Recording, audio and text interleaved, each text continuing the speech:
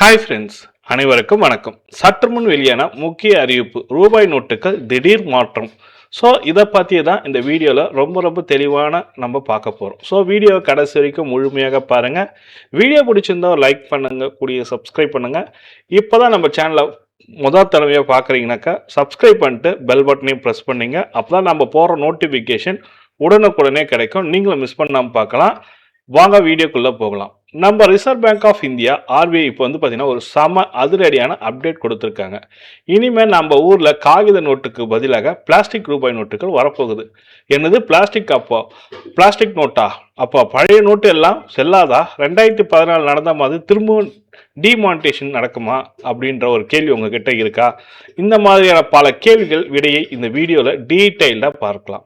நம்ம தினசரி வாழ்க்கையில் டீ கடையிலிருந்து பஸ் டிக்கெட் வரைக்கும் அதிகமாக யூஸ் பண்ணுறது 10 ரூபாய் 20 ரூபாய் நோட்டுகள் தான். அதிகமாக கைமாறுவதால் இந்த நோட்டுகள் ரொம்ப சீக்கிரமாக கசங்கி அழுக்காகி கிழிஞ்சு போயிடுது. இப்படி டேமேஜ் ஆகிற நோட்டுகள் பதிலாக புது நோட்டுகளை அச்சடிக்க மட்டுமே கவர்மெண்ட்டுக்கு வருஷத்துக்கு 4875 கோடி செலவாகுதாக. அது மட்டும் இல்லாமல் மார்க்கெட்லேயே கள்ள நோட்டுகள் புழக்கம் அதிகமாயிடுச்சு.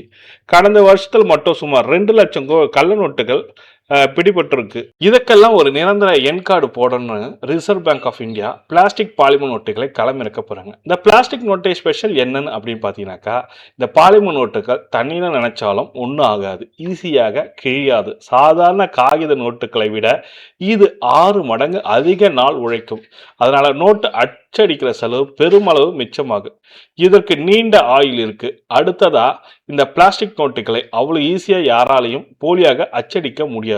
இதுல ஒரு சம மாசான விஷயம் என்னன்னா, இந்த பிளாஸ்டிக் தாள்களை தயாரிக்க உலகளாவிய நிறுவனங்களுக்கு ரிசர்வ் பேங்க் ஆஃப் இந்தியா இப்ப டெண்டர் விட்டுருக்காங்க. ஆனா இதுல ஒரு ஸ்ட்ரிக்டான ரூல்ஸ் போட்டிருக்காங்க. அதாவது நாட்டில் பாதுகாப்பு காரணங்களுக்காக சீனா மற்றும் பாகிஸ்தான் நாடுகளை சேர்ந்த கம்பெனிகளோ, பாகிஸ்தான் நாடுகளை சேர்ந்த கம்பெனிகளோ, அவர்களோட மூலப்பொருட்களோ, ஏன் அந்த நாட்டு ஊழியர்கள் கூட இந்த நோட்டு அச்சடிக்க ப்ரெஸ்ஸில் சம்மந்தப்படவே கூடாது அப்படின்னா கராராக சொல்லியிருக்காங்க ரிசர்வ் பேங்க் ஆஃப் இந்தியா. இப்போ எல்லாரும் மைண்டில் ஓடுற ஒரே ஒரு கேள்வி இதுதான், பழைய நோட்டு என்ன ஆகும்? பயப்பட வேணாம். அடுத்த வருஷத்துல இருந்து முதற்கட்டமாக 10 மற்றும் 20 ரூபாய் நோட்டுகள் மட்டும் சோதனை முறையில் ட்ரையல் பேசிஸில் புழக்கத்துக்கு விட போகிறாங்க. புது பிளாஸ்டிக் நோட்டுக்கு வந்தாலும் இப்போ உங்ககிட்ட இருக்கிற பழைய 10 ரூபாய் 20 ரூபாய் நோட்டுகளுக்கும் எப்போவுமே போல செல்லுபடி ஆகும். கடையில் ரெண்டுமே இணையாக புழக்கத்தில் இருக்கும் அப்படின்னா ஆர்பிஐ தெளிவாக சொல்லிட்டாங்க. ஆஸ்திரேலியா, கனடா, இங்கிலாந்து அப்படின்ன உலகளாவிய நாடுகள், ஏற்கனவே 50க்கும் மேற்பட்ட நாடுகள் பிளாஸ்டிக் கரன்சி முறைகளை இந்த 10-20 டெஸ்டிங் சக்ஸஸ் ஆயிடுச்சுன்னா அப்படின்னா 2027க்கு அப்புறம் எல்லா மதிப்புள்ள நோட்டுகளும் பிளாஸ்டிக்காக மாற வாய்ப்பு இருக்கு.